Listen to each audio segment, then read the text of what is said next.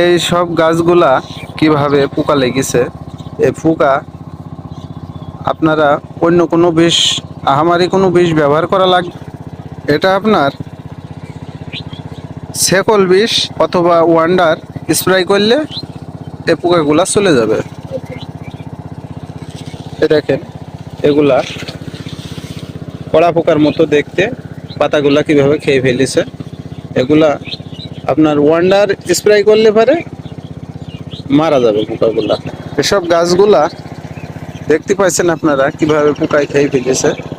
যে পাতায় এই যে এগুলা কড়া পোকার মতো দেখতে, এগুলা খেয়ে শেষ করে ফেল দিয়েছে। এসব গাছগুলা আপনারা দেখতে পাচ্ছেন কিভাবে পোকায় খেয়েছে। এগুলা বিষ ব্যবহার না করার কারণে এগুলা এইভাবে খেয়ে ফেলেছে। যদি আপনারা বিষ ব্যবহার করেন তাহলে এগুলা আর খাবে না।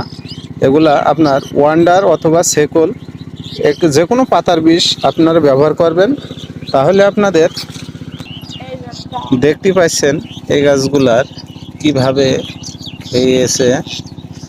এগুলা এই দেখেন ভিতরে পোকাও আছে, এই দৌড় মেরে পোকাটা দেখেন কিভাবে পোকায় খেয়েছে। এগুলা বিষ ব্যবহার না করার কারণে এভাবে পোকায় খেয়ে ফেল দিয়েছে।